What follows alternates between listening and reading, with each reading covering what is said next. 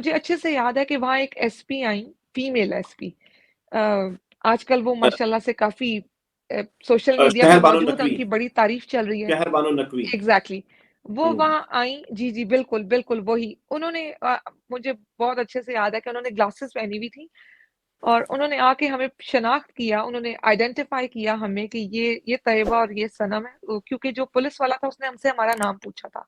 उन्होंने हमें आइडेंटिफ़ाई किया कि ये है और ये है। अमारा ने जो एसपी है, ये जो भी है वो अमारा। उन्होंने सनम को पहचान लिया था और फिर शहर बानो आई, उन्होंने हमें आइडेंटिफ़ाई किया और उन्होंने आगे कहीं कॉल की। जो कॉल हम आधी सुन सके, आधी नहीं सुन सके, उन्होंने आज मतलब कन्फ़र्म किया कहीं पे कि हाँ जी, हमने हमारे ये यही दोनों हैं गाड़ी। जहाँ तक रही बात कि हम लोग अरेस्ट हुए, हम लोग 9th को वापस घर गए। 10th को हम लोगों ने लिबर्टी जाना था, लिबर्टी में प्रोटेस्ट था। तो मैंने लिबर्टी जब मैं पहुँची तो लिबर्टी में मैंने और सनम ने एक-दूसरे को जॉइन किया और हम लोग जब आगे गए राउंड अबाउट पे तो वहाँ पुलिस मौजूद थी। मैंने और सनम ने डायरेक्टली पुलिस वालों से पूछा कि हम बैठ सकते हैं यहाँ? तो उन्होंने कहा बाजी अ, ए प्रॉपर्ली एक पुलिस वाले ने हमें आंसर किया कि बाजी आज ज़रा सख्ती बहुत है। तो हमने उसको कहा हमारे हाथों में देख लें कोई चीज़ नहीं है, ना हमने प्ले कार्ड्स पकड़े हुए हैं, तो हमने सिर्फ़ वहाँ बैठना है। तो उसने कहा अच्छा साइड से होके चली जाएँ।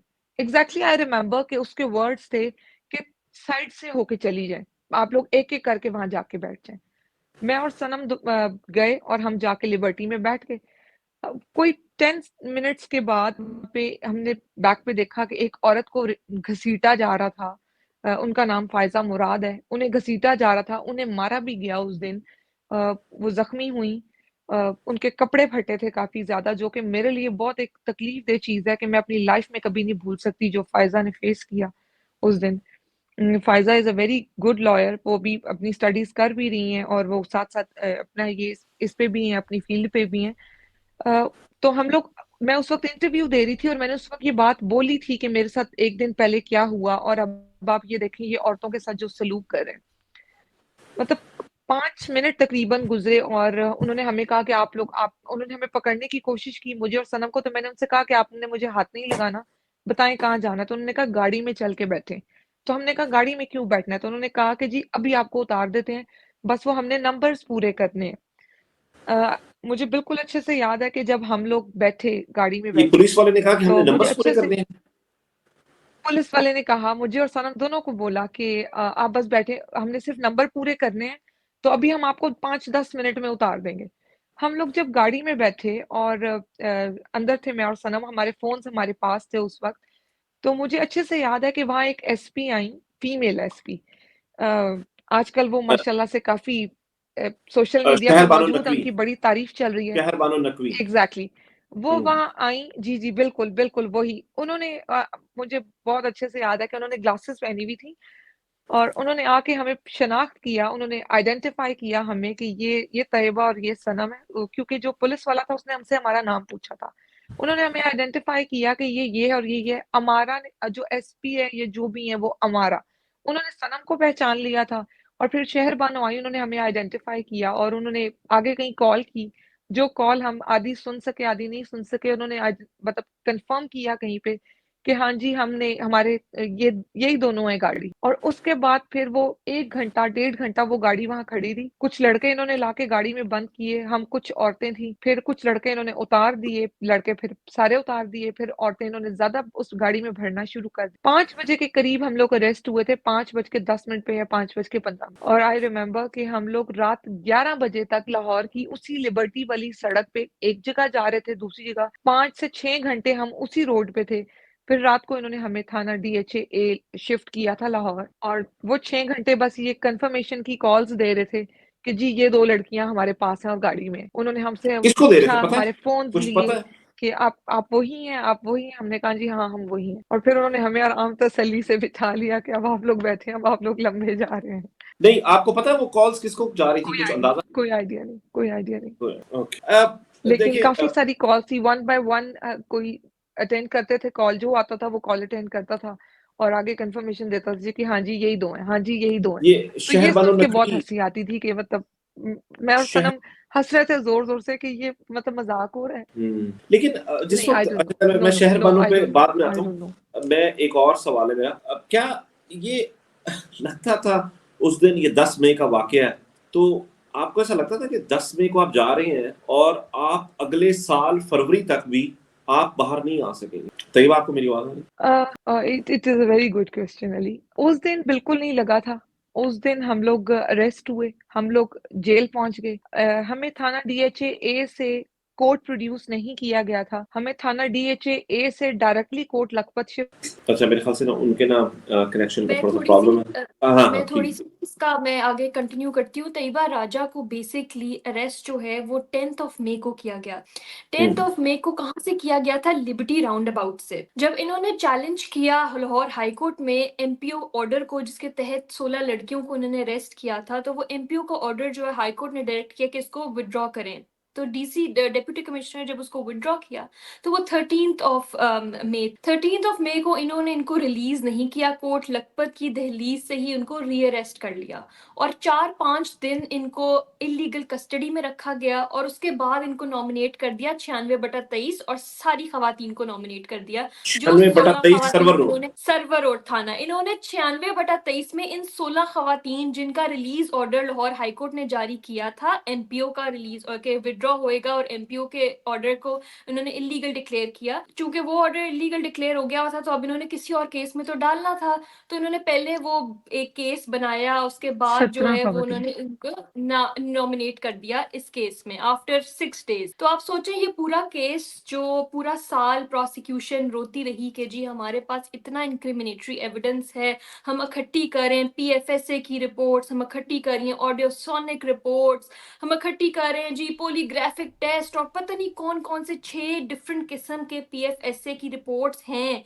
जो साबित करती हैं कि ये खवातीन मुलविस थी। लास्ट डे जब 12 फरवरी को इनकी बेल सुनी जाती है तो लाहौर हाईकोर्ट कहती है किधर है वो तमाम सबूत जो आप प्रोसिक्यूशन कह रही है, हमारे पास कुछ भी नहीं था, एक रिपोर्ट भी नहीं थी। जो वो कहते आ रहे थे कि हमारे पास ओवरवेलमिंग एविडेंस है और इकट्ठा हो रहा है और फाइलें बन रही थी, फाइलें कंपाइल हो रही थी पूरे साल से। प्रोसिक्यूशन 6 महीने तो डिले करती रही कि जी अभी कंप्लीट हो रही है, इन्वेस्टिगेशन कंप्लीट हो रही है, अभी एडिशनल ऑफेंसेस ऐड हो रहे हैं, अभी सब कुछ जो है वो मतलब सारा जो ड्रामा है ना वो एंड हो गया आके जब बेल फाइनली सुनी गई। तो पता चल गया कि क्यों बेल को डिले किया जा रहा था, क्योंकि जिस दिन बेल सुनी जानी थी उस दिन बेल अलाउ हो जानी। तो ये जो है ना ये इन खवातीन को खराज तहसीन है कि इन्होंने हर खौफ का बुत तोड़ा है, इन्होंने हर तरह की का सब्र, इनका इनका पैमाना लबरेज नहीं हुआ, इन्होंने हर तरह की हिम्मत दिखाई है, बहादुरी दिखाई है और जज्बा दिखाई। तो अच्छा, चलो। तैयबा राजा को तो जो है वो अब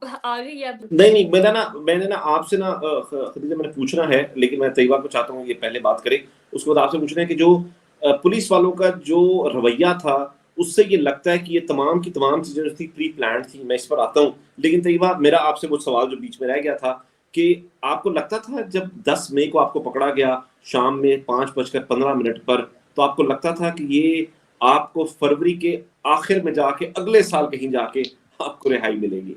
नहीं, बिल्कुल भी नहीं। जब मुझे 10 तारीख को हम लोग को पकड़ा गया था, तो हमें बिल्कुल नहीं लगता था कि हमें इतना लंबा रखा जाएगा जेल में। लेकिन जब हम 2 दिन बाद रिलीज हुए थे 13 तारीख को जेल से और री-अरेस्ट हुए थे, उस दिन मैं और सनम बिल्कुल श्योर थे, मैं बिल्कुल श्योर थी कि हमें ज़रा ये लंबा रखने की प्लानिंग में है। उस दिन हमने भी अच्छे से वो अपना माइंड सेट कर लिया था। 5 दिन इन्होंने हमें 4 से 5 दिन इन्होंने हमें थाना चौक और थाना सीआईए कोतवाली रखा। सीआईए कोतवाली में हमारे साथ बदतमीजी भी बहुत की गई। वो जो टाइम था उस वक्त हम मेंटली प्रिपेयर थे, हमें आइडिया था कि अब हम थोड़ा लंबे टाइम के लिए जा रहे हैं। किसी ने कोई तशद्दुद किया? मारपीट physically you asking? No no no no no no. लेकिन जहनी मेंटल टॉर्चर जरूर दिया। मेंटल टॉर्चर काफी ज्यादा था। बदतमीजी काफी की गई। सीआईए कोतवाली में कोई मुहर्रर साहब है, कोई बुजुर्ग से हैं, मुझे उनका नाम वगैरह नहीं पता, उनकी तरफ से काफी बदतमीजी की गई। जिस तरीके से हमारी खवातीन को ये लोग मुझे लगता है देखते हैं, I think he is a typical patwari, तो उनकी जो जुबान थी वो उनकी तरबियत बताती थी।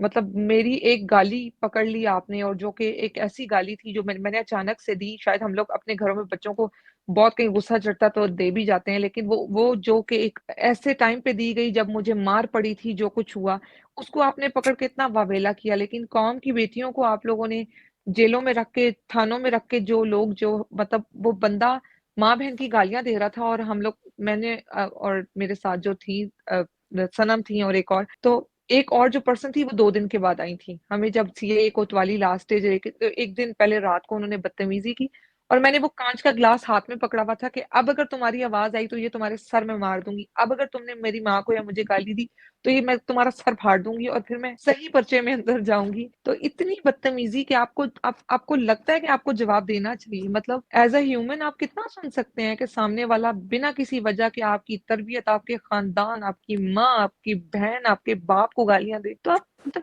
ये इस तरह के सीन्स कहाँ होते हैं अपने मुल्क में? आप अपने लोगों को हमेशा इज़्ज़त से देखते हैं। मुझे नहीं याद पड़ता कि मैंने कभी भी किसी इंसान को सिर्फ़ इसलिए गाली दी हो कि मुझे उस पे गुस्सा आया हुआ है, कभी भी।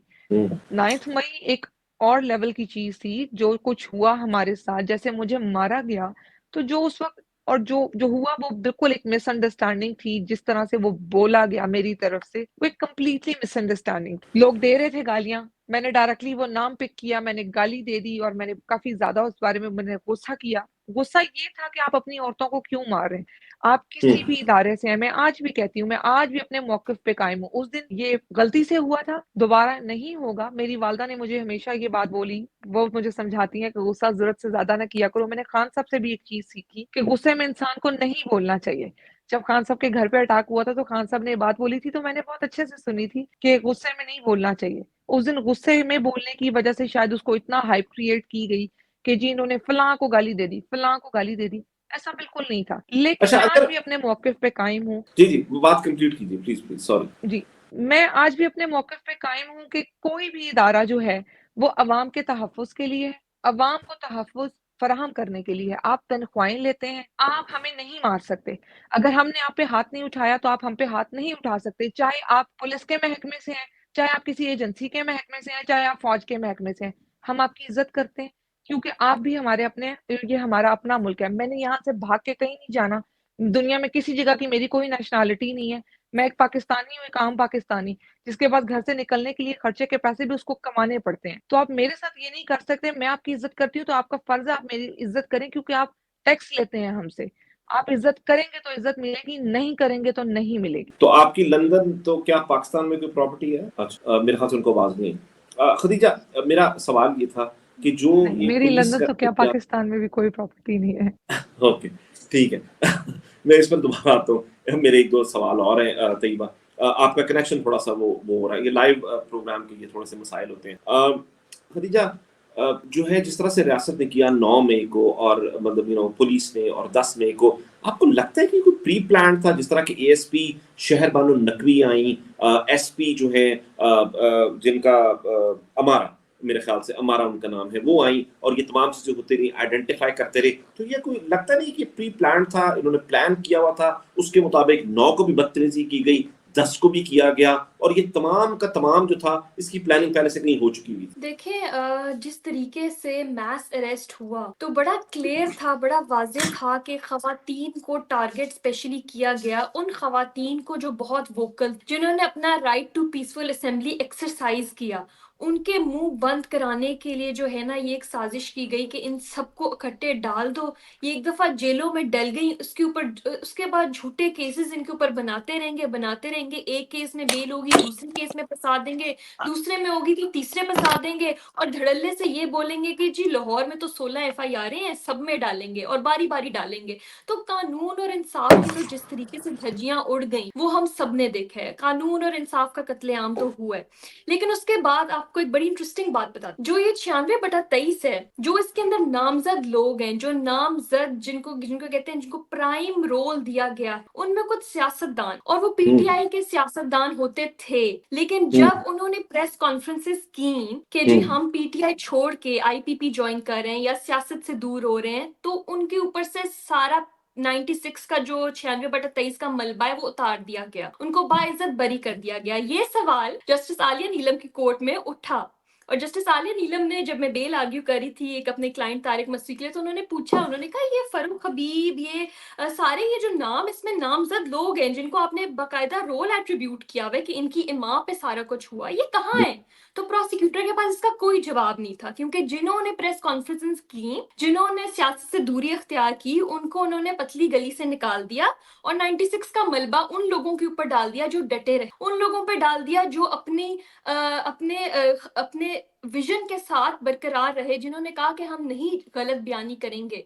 तैयबा राजा का मुझे याद है, जब मैंने इससे पूछा, जब एडिशनल ऑफेंसेस ऐड हो गए थे, तो इनको दोबारा 8 दिन के लिए रिमांड, फिजिकल रिमांड पे भेजा गया। तो मैंने तैयबा से वैसे ही पूछा, मैंने कहा तैयबा इतनी क्या तफ्तीश हो रही है कि कंस्पिरेसी की है तुम लोगों ने मुल्क के खिलाफ, और इतने जो ऑफेंसेस ऐड कर दिए, तो क्या सवाल जवाब हुए? तो कहती है, बड़ा मुझे बड़ी हंसी आई, क्योंकि जो तफ्तीशी था उसने मेरे से सवाल किया, उसने कहा अब आप मान लें कि आप इमरान खान के कहने पे घर से बाहर निकली थी एहतजाज करने। तैयबा कहती है, मेरा जवाब ये था आई विश। कहती है, मैंने सिर्फ ये कहा आई विश खान साहब ने मुझे खुद कॉल करके कहा होता, लेकिन वो तो जेल में थे, वो मुझे कैसे कॉल करके कह सकते थे कि आप एहतजाज के लिए निकले, मैं गिरफ्तार। तो मतलब ये लेवल थी इन्वेस्टिगेशन का कि जी तफ्तीशी किसी तरीके से चाह रहा था कि आप कुछ बोल दें, किसी तरीके से मान लें कि पीटीआई के वर्कर्स ने, पीटीआई के पॉलिटिक्स ने आपको कहा, उन्होंने आपको बुलाया तो आप एहतजाज के लिए आए। तैयबा ने कहा, मेरा तो किसी के साथ राब्ता ही नहीं था, मैं तो अपनी सोशल मीडिया एक्टिविज्म करती थी, ना मैं किसी पीटीआई में थी, ना मैं किसी पीटीआई के पॉलिटिशियन के साथ राब्ते में थी, तो मुझे किसी ने नहीं कहा था, मैं खुद से नहीं। तो ये जो है ना, ये बड़ा उन्होंने केस बनाने की कोशिश की कि जी इन खवातीन को किसी तरीके से फंसाया जाए, कि इनको उन्होंने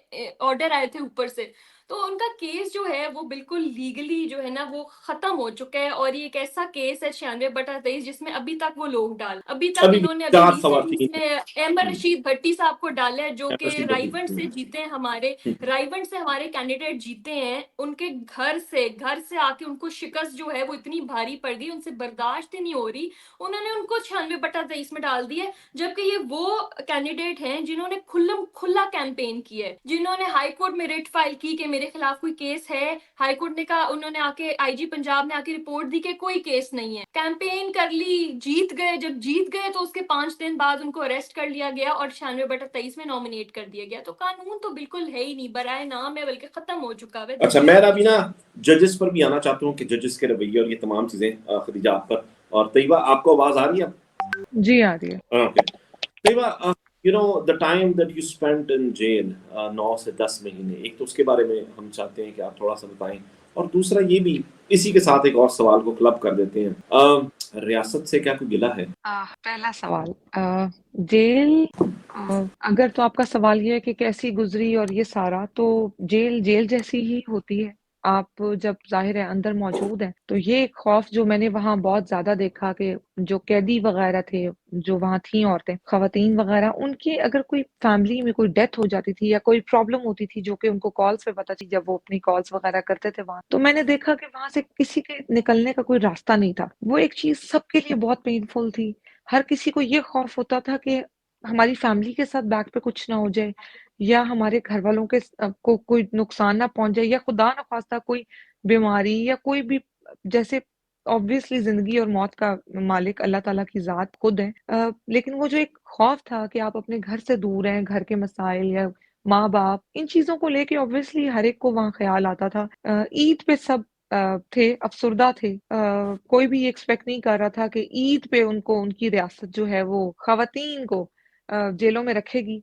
एक उम्मीद थी शायद सबको कि ईद पे हमें निकाल दिया जाएगा, सबको एक उम्मीद थी, लेकिन वो उम्मीद टूट गई और हमने एक नया भयानक रूप देखा। आई थिंक इससे ज्यादा वो बोलने वाली फिर कहीं दूसरे सवाल की गुंजाइश नहीं बचती कि रियासत से गिला है या नहीं है, क्योंकि जो आपने ईद गुजार ली, फिर आपने 14 अगस्त आई, उस पे सब मेंटली प्रिपेयर थे कि अच्छा चलो अब मुल्क की आजादी आ गई है, अब तो आजाद कर देंगे, क्योंकि कोई कसूर नहीं है। लेकिन उसके बावजूद कुछ नहीं हुआ। जब 14 अगस्त गुजर गई और फिर मैंने खदीजा से जब मेरी मुलाकात हुई, तो मैंने खदीजा से कहा, मैंने कहा खदीजा, मैं बिल्कुल रिलैक्स हूँ, इसको देखो। ये मुझे कहती थी तैयबा उन्होंने बेल एटीसी से हाई कोर्ट भेज दी है, अब ये थोड़ा लंबा चला गया। मैं इसको कहती थी मैं आराम से हूँ, जब होगी तब देखी जाएगी, कराओ इसको, बस कराओ इसको, जब लगती है तब देखी। फिर मुझे नहीं याद पड़ता, खदीजा खुद भी बल्कि इस बात की गवाह होगी कि मैंने कभी खदीजा से ये पूछा हो कि खदीजा बताओ क्या बना बेल का, और खदीजा ने मुझे आके कहा हो कभी भी, मतलब मुझे नहीं याद कि मैंने और खदीजा ने ये बात की हो कि बेल का क्या बना। मैं आती थी, मैं खदीजा से कहती थी, खदीजा खदीजा मुझे कहती थी कोई चीज़ चाहिए, फलाँ घर से ये पैगाम आया है, ये चीज़ आई है। मैं कहती थी हाँ, ये भेज दो, इसके साथ ये मतलब मैंने और खदीजा ने फिर कई महीने शायद डिस्कस भी नहीं किया कि बेल क्योंकि मुझे इत्तला मिलती थी। आलिया हमज़ा का और मेरा एक ही बेंच था, तो मुझे इत्तला मिलती थी अब बेंच टूट गया, अब बेंच तो मैं सवाल ही नहीं करती थी। इवन मेरे सवाल ना करने की वज़ह से मुझे बहुत लेट पता चला कि मेरे सवाल ना करने की वज़ह से कुछ अपने ही थे जिनको ये लगने लग गया था कि शायद मैं बहुत नॉन सीरियसली इस सारी चीज़ को देख रही हूँ और मुझे परवाह ही नहीं है। लेकिन मुझे लगता है कि मैं परवाह अगर कर भी लूँ, बहुत ज़्यादा परवाह भी कर लूँ, तो हर चीज़ की एक वक़्त मुकर्रर है। तो मुझे पता था कि जिस दिन जो कदम मेरा अल्लाह ताला ने इस जगह से बाहर लिखा है, वो उसी दिन होना है। मैं चाहे वावेला मचा लूँ या मैं सुकून से बैठ जाऊँ, जिस दिन मैंने यहाँ से बाहर निकलना है, मैंने निकलना है और जिस दिन नहीं निकलना, नहीं निकलना। इवन जिस दिन मेरी बेल हुई, मुझे बेल का पता भी नहीं चला। मुझे नेक्स्ट डे मॉर्निंग में पता चला और जब मैं जेल से निकली, तो मैं खदीजा को ये बोल रही थी कि मैं मेंटली प्रिपेयर हूँ, वो मेरा ख़्याल है बाहर फिर से पुलिस खड़ी होगी और खदीजा मुझे कहती बाहर पुलिस नहीं है, बाहर पुलिस नहीं है, तुम घर जा रही हो और मैं इट वाज़ अनएक्सपेक्टेड कि मैं बाहर आ गई हूँ और मैं घर आ गई हूँ। It was unexpected for me क्योंकि मैं एक्सपेक्ट कर रही थी कि बाहर पुलिस मौजूद होगी और री-अरेस्ट होगा और मज़ीद अब कोई केस आएगा। तो मुझे था कि लेट्स डू इट देखते हैं क्या होता है। तो खदीजा ने मेरा हाथ पकड़ा था और खदीजा मुझे कहती कि नहीं हम घर जा रहे हैं। तो इट वाज़ सो अनएक्सपेक्टेड। अच्छा, एक्चुअली इसी पर मेरा सवाल है तैयबा आपसे और उसके बाद मैं तैयबा पर आता हूँ कि पहले तो ये कि इतना हौसला कहाँ से आया? इतनी हिम्मत कहाँ से आई है? पहले तो ये वाली बात है कि मतलब यानी कि जेल में रहना, ऐसी ज़िंदगी में रहना और इतनी देर तक रहना, ये हिम्मत कहाँ से आई? कहाँ से आई है? अली मुझे बहुत कम लोग जानते हैं क्योंकि मुझे ट्विटर पे बहुत कम वक़्त हुआ था। मुझे आई थिंक मैंने ट्विटर जॉइन किया था, मेरा ट्विटर अकाउंट काफ़ी पुराना है, कोई 2-3 इयर्स बैक, 4 इयर्स बैक का है। लेकिन मैंने ट्विटर यूज़ किया था पहली बार जब मैंने इसको इस्तेमाल किया, तो मैंने इसको इस्तेमाल किया था नवंबर 2022 मुझे 9 मई से पहले सिर्फ़ 6 माह हुए थे ट्विटर पे। जिस ट्विटर के बिहाफ़ पे मुझे उठाया गया कि ये बोलती बहुत है, तो वो प्रॉब्लम ये सिर्फ़ 6 महीने का था। उससे पहले मुझे शायद कोई जानता नहीं है। मैं आपको बताती चलूँ कि मेरा ताल्लुक एक मिडल क्लास फैमिली से है। मैंने 9 इयर्स 10 इयर्स जॉब की है और मेरे लिए ये चीज़ें बड़ी नॉर्मल हैं कि मैंने अपना रोज़ाना काम पे जाना है। मैंने अपनी एक मेरी रूटीन है, मैं बीमार हूँ, नहीं हूँ, मैंने सुबह उठ के काम पे जाना है, मैंने काम करना है, मेरी ये टाइमिंग है, उससे ज़्यादा टाइमिंग हो सकती है, मैंने घर आना है। धूप है, गर्मी है, बारिश है, जो मर्ज़ी है, मैंने काम पे जाना है। तो वो जो आप ये जो मुझे लगता है हर मिडल क्लास फैमिली का बच्चा, हर बच्चा, वो कोई भी है, वो मेरी इस बात को ज़रूर अंडरस्टैंड करेगा कि मिडल क्लास फैमिलीज़ के जो बच्चे होते हैं, ये बड़े हम पंजाबी में कहते हैं रुल्ले-खुल्ले बच्चे होते हैं, इन्हें कोई फ़र्क नहीं पड़ता। धूप, छाँव, बारिश, गर्मी, सर्दी कोई कुछ नहीं होता। क्योंकि उनको उनकी ज़िंदगी जीने का अपना एक तरीका होता है, वो मेहनत करके कमाना जानते हैं, हलाल खाना जानते हैं, अपने रिश्तों को निभाना जानते हैं, वक़्त के साथ चलना जानते हैं और हमारी फैमिलीज़ में फिर हमें जो एक चीज़ हमारे कोर में शायद होती है कि अल्लाह पे ईमान, कि अल्लाह ताला हर चीज़ का मालिक है, हर चीज़ का मालिक है। अगर तुमने मर जाना है या कुछ भी हो जाना है, तो अल्लाह ने ऐसे ही लिखा हुआ है। तो इसमें बड़ा स्ट्रॉन्ग फ़ेथ है कि अल्लाह ने ऐसे ही लिखा हुआ है। तो मेरा ख़्याल है फिर ये चीज़ें फ़ेस करने में कोई इश्यू नहीं हुआ। Actually, I'm so lost into this conversation. I'm sorry.